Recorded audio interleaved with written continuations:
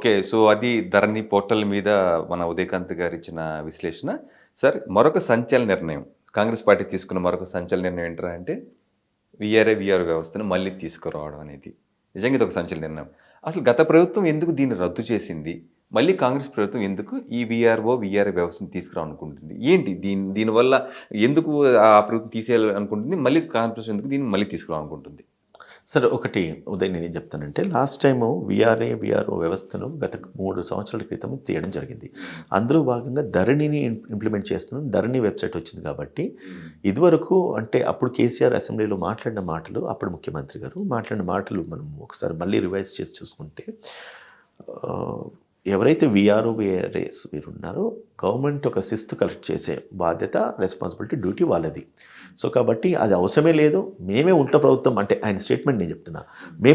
మేము ఉల్టా డబ్బులు ఇస్తుంటే మాకు ఇంకా కలెక్ట్ రైతుల దగ్గర నుంచి మేము పన్నులు కలెక్ట్ చేసుకునేది ఏంది, కాబట్టి పన్నులు కలెక్ట్ చేసే వ్యవస్థనే మాకు వద్దు, దాన్ని ఎరాడికేట్ చేద్దాం, ఎబలిజ్ చేద్దామని చెప్పేసి ఆయన తీసుకున్న నిర్ణయంలో భాగంగా వీఆర్ఏని అందరినీ కూడా అప్పుడు అంటే వాళ్ళ జీతభత్యాలు పెంచుతూనే 5,000 నుంచి 10,000 పెంచుతూనే వాళ్ళు మళ్ళీ ఏం చేసినారు, వివిధ శాఖలకు బదిలీ చేయడం జరిగింది. అంటే సుమారుగా 25,000 మంది ఎంప్లాయీస్ని అప్పనంగా రోడ్డు మీద పడేయడం సబబు కాదని ఒక ఉద్దేశంతో మిగతా వ్యవస్థలకు పంపించిన తర్వాత అప్పుడేంటంటే వీళ్ళ యొక్క డ్యూటీస్, రెస్పాన్సిబిలిటీస్ అన్నీ కూడా మళ్ళీ ఎంఆర్ఓ, ఆర్డీఓ, జాయింట్ కలెక్టర్ లెవెల్స్కి దాన్ని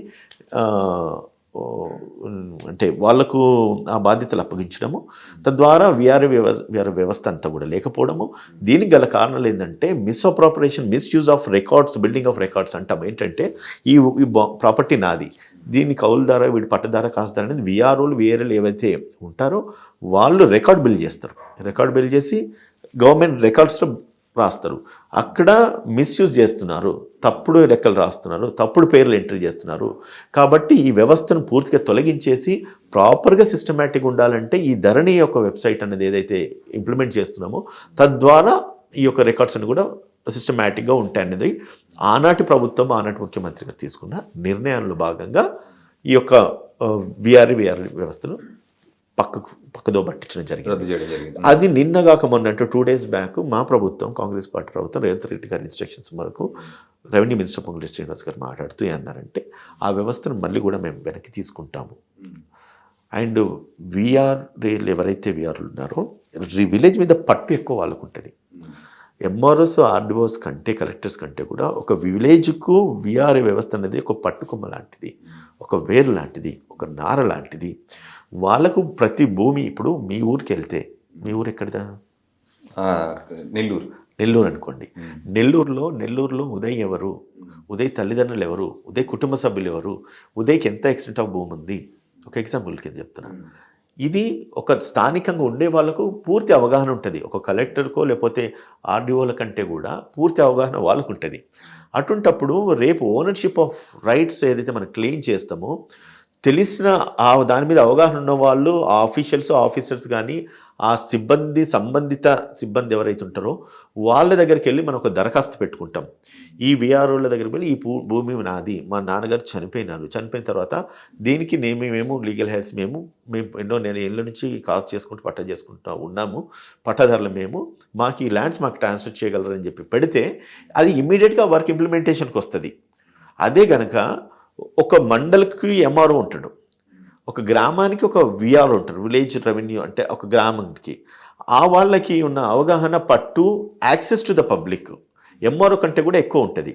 సో ఎంఆర్ఓకు వర్క్ బర్డెన్ నిజంగా చెప్పాలంటే ఇందులో తక్కువ ఉంటుంది. ఎప్పుడైతే ఒక మండలికి ఒక 10 గ్రామ పంచాయతీలు, 20 గ్రామ పంచాయతీలు ఉన్నాయి అనుకోండి, ప్రతి గ్రామ పంచాయతీకి ఒక వీఆర్ఓ ఉన్నారనుకోండి. ఆ ఏరియా యొక్క సర్వే, ఆ యొక్క జియోగ్రాఫికల్ ఏరియా ఎంత ఉన్నది, ఎంత ల్యాండ్స్ ఉన్నాయి, ఎన్ని సర్వే నెంబర్స్ ఉన్నాయి, ఎక్స్టెండ్ ఎంత అన్నది డౌన్ లెవెల్ ఆఫీసర్స్ కానీ, అఫీషియల్స్ కానీ, వ్యక్తులకు కానీ బాగా తెలిసి ఉంటుంది. సో అట్లా చేయడం వల్ల మ్యూటేషన్స్ అన్నీ ఇమ్మీడియట్గా జరుగుతాయి. ఇంకొక ఎగ్జాంపుల్ చెప్తా. ఒక డెత్ సర్టిఫికేట్ అప్లై చేయాలి. మనం మీ సేవకి వెళ్తాం, ఆన్లైన్కి వెళ్ళి అప్లై చేస్తాం. చేసిన తర్వాత దాన్ని మళ్ళీ రెవెన్యూలో మళ్ళీ దాన్ని సర్టిఫై చేయాలి, మున్సిపాలిటీలో సర్టిఫై చేయాలి. సో ఇదంతా కూడా ఒక అధికారికి ఈ వర్క్ అప్పచెప్పడం వల్ల టైం ఎక్కువ కిల్ అవుతూ ఉంటుంది. కానీ కింది స్థాయి ఉద్యోగికి మనం కనుక ఒక అప్లికేషన్ పెట్టి దరఖాస్తు పెట్టుకునేది కావాలంటే బర్త్ సర్టిఫికేట్ కానీ, డెత్ సర్టిఫికేట్ కానీ, ఇంకేదైనా ఫ్యామిలీ మెంబర్ సర్టిఫికేట్ కానీ, ఇవన్నీ కూడా ఈజీ ప్రాసెస్ కింద జరిగే అవకాశాలు ఉంటాయి. అప్పుడు ముఖ్యమంత్రి ఏమంటాడంటే దీనివల్ల అంటే ఈ లంచాలు ఎక్కువ ఇచ్చుకోవడము, లంచాలు, అవినీతి లంచాలు అవినీతి జరగడము, జరిగిన అవినీతి ద్వారా వ్యక్తులు వాళ్ళ యొక్క రైట్స్ కోల్పోవడము, ఇవన్నిటిని అబాలిష్ చేయాలంటే కూడా ఈ వ్యవస్థ మొత్తం కూడా తీసేయాలని ఒక ఉద్దేశంతో ఆ రోజు అది తీయడం జరిగింది. సో అంటే ఇప్పుడు మనం అనుకునేది ఏంటంటే, సరే అధికార యంత్రాంగం ప్రాపర్గా ఉన్నప్పుడు కింద స్థాయి వ్యక్తి తప్పు చేస్తే సరి చేసుకునే బాధ్యత కూడా ప్రభుత్వం మీద, ప్రభుత్వ యంత్రాంగం మీద ఉంటుంది.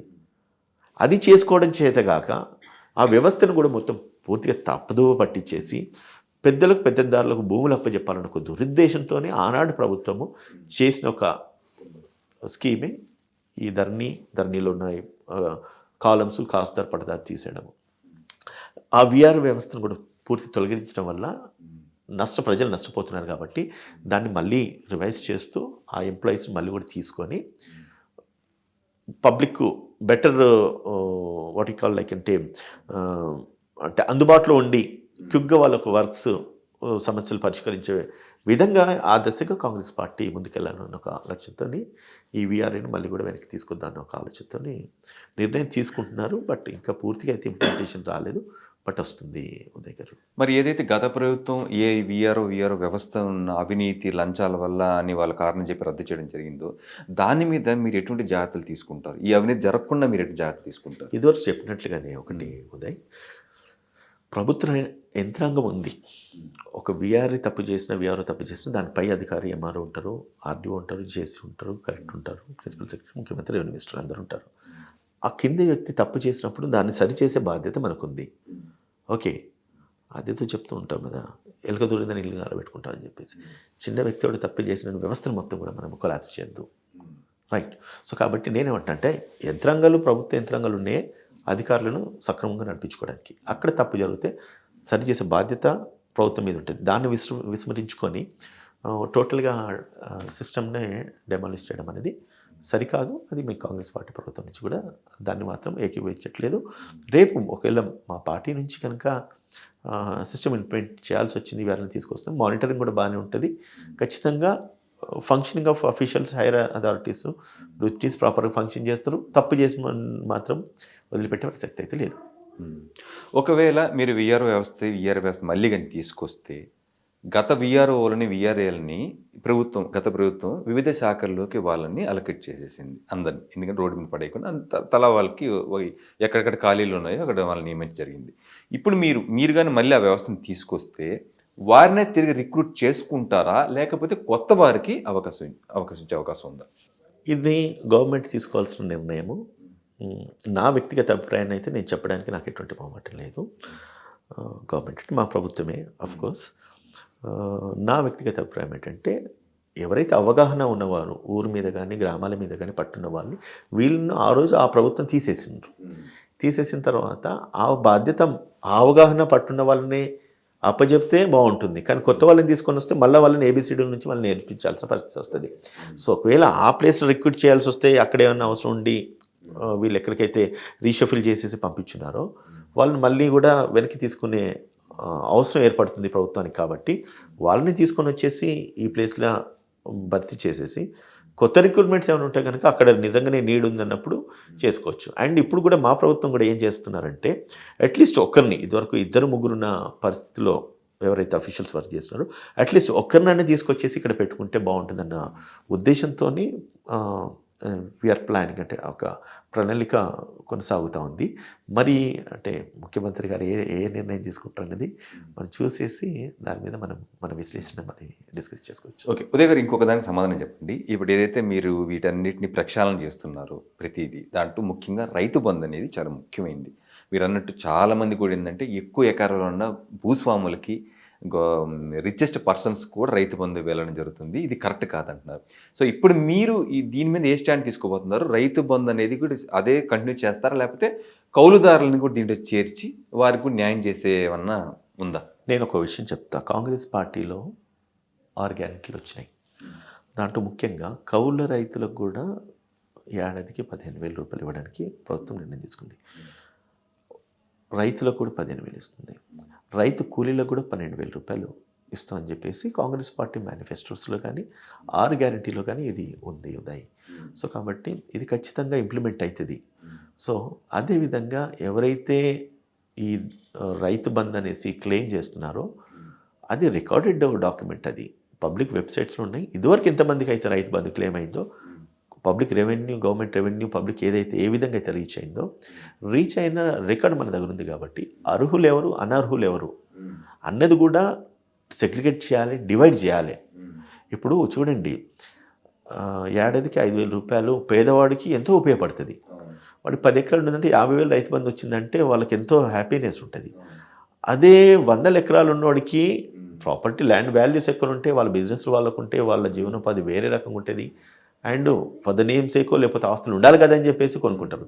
వాళ్ళకు కూడా రైతు బంధు ఇవ్వడము, అది ఐ డోంట్ ఫీల్, నా వ్యక్తిగత ఇక్కడ ఏమైనా పరిమితి విధించే అవకాశం ఉందా దీని మీద మీ కాంగ్రెస్ ప్రభుత్వం? ఇప్పటి వరకు అయితే అఫీషియల్గా నా దృష్టిలో అయితే ఏం లేదు. బట్ పరిమితి విధిస్తే బాగానే ఉంటుందని నా వ్యక్తిగత అభిప్రాయం. ఓకే ఓకే మరి ఇంకొక సంచలన నిర్ణయం ఏంట్రా అంటే 58-59 జీవో మీద తీవ్రమైన దుమారం రేగింది. ఏంటి అసలు 58-59 జీవో ఏంటి? కొత్తగా దాన్ని ఇంప్లిమెంటేషన్ చేసే అవసరం ఎందుకు వచ్చింది? గత ప్రభుత్వం దీన్ని ఎందుకు ఇంప్లిమెంట్ చేయలేదు? అసలు ఏంటి ఆ జీవో రచ్చేయండి. అయితే 58-59 జీవోస్ ఎవరికైతే ప్రభుత్వ భూములలో వాళ్ళు పొజిషన్స్ ఉంటూ, ఇల్లు కట్టుకొని ఉంటూ, ట్యాక్స్లు కట్టుకొని ఉంటూ, మళ్ళీ దాని తర్వాత కరెంట్ బిల్లు కట్టుకుంటున్న వాళ్ళకి బై డిఫాల్ట్ వాళ్ళొక రైట్ ఎస్టాబ్లిష్ అవుతుంది. ఎన్నో ఏళ్ళ తరబడి నుంచి టు సమ్ ఎక్స్టెంట్ ఆఫ్ ల్యాండ్లో వీళ్ళు పొజిషన్లో ఉన్నారనుకోండి, ఆ పొజిషన్లో ఉన్న వారికి ల్యాండ్ మేము రెగ్యులరైజ్ చేస్తాము నామినల్ ఫీజుతో అని చెప్పేసి అప్పుడు గత ప్రభుత్వము ఒక జియోని పాస్ చేయడం జరిగింది. అందులో క్లియర్ కట్గా ఏం చేస్తున్నారంటే, 1 గజం నుంచి 125 గజాలు ఉన్న వారికి ఫ్రీగా రెగ్యులైజ్ చేస్తాము. అండ్ 125 నుంచి 250 గజాలు ఉన్న వారికి 50% of market value, 25% of market వాల్యూని కలెక్ట్ చేస్తాము. 255 నుంచి 500 ఉన్న వారికి 50% ఆఫ్ మార్కెట్ వాల్యూ కలెక్ట్ చేసి రెగ్యులైజ్ చేస్తాము. ఆ 500 పైచీలు పడిన వారికి 100% మార్కెట్ వాల్యూ ఒక స్లాబ్ తీసుకొని ఇచ్చినారు. మేబీ ఎగ్జాక్ట్గా అదే ఉంటుంది. మేబీ అంటే నా స్టేట్మెంట్స్లో కొత్త నెంబర్స్ తప్పు ఉంటే ఇట్ కెన్ బి కరెక్టెడ్ అంటే వెరిఫై చేసుకుంటే తెలుస్తుంది. మీరు క్విక్గా అడుగుతున్నారు కాబట్టి నా సమాధానం చెప్తున్నాను. సో అటువంటి సిచ్యువేషన్స్ లేదంటే ప్రభుత్వం రెగ్యులైజ్ చేయాల్సిన బాధ్యత ప్రభుత్వం మీద ఉంటుంది. సో దాన్ని ఇంప్లిమెంటేషన్ చేయడము ఇప్పుడున్న ప్రభుత్వము దాని మీద ప్రత్యేకమైన దృష్టి సాధించేసి దాన్ని రెగ్యులైజ్ చేసే ఆలోచనలో, ప్రభుత్వ భూముల మీద ఎవరైతే పొజిషన్లు ఉన్నారో వాళ్ళని రెగ్యులైజ్ చేసే ఆలోచనలో ఈ యొక్క జియోని మళ్ళీ కూడా వెలుగులోకి తీసుకురావడం జరిగింది. దాని మీద డిస్కషన్స్ జరుగుతున్నాయి. అందులో భాగంగానే ఈ విఆర్ఏ వ్యవస్థను ఏదైతుందో వెనక్కి తీసుకొచ్చి ప్రభుత్వ భూములను ఐడెంటిఫై చేసేసి ఆ ఒక్క భూములను మళ్ళీ ఎవరైతే బెనిఫిషరీస్ ఉంటారో వాళ్లకు ప్రొసీడింగ్స్ ఇష్యూ చేసే ఆలోచనలో ఈరోజు మా కాంగ్రెస్ పార్టీ ప్రభుత్వం నిర్ణయం తీసుకుంది. ఎందుకు గత ప్రభుత్వం ఎందుకు ఇది ఇంప్లిమెంటేషన్ చేయలేదు? దీని మీద దృష్టి ఎందుకు పెట్టలేదు? గత ప్రభుత్వము నాకు గుర్తుండి వాళ్ళు చేస్తానని వాగ్దానం చేసిన మాట అయితే వాస్తవమే. So for what's ever reasons అది ఇంప్లిమెంట్ కాలేదు. సో దానికి సైంటిఫిక్ టెక్నికల్ రీజన్స్ అయితే I'm not very sure. But ఈ ప్రభుత్వం అయితే అది ఖచ్చితంగా చేస్తున్న ఉద్దేశంతో అవుతున్నారు. అది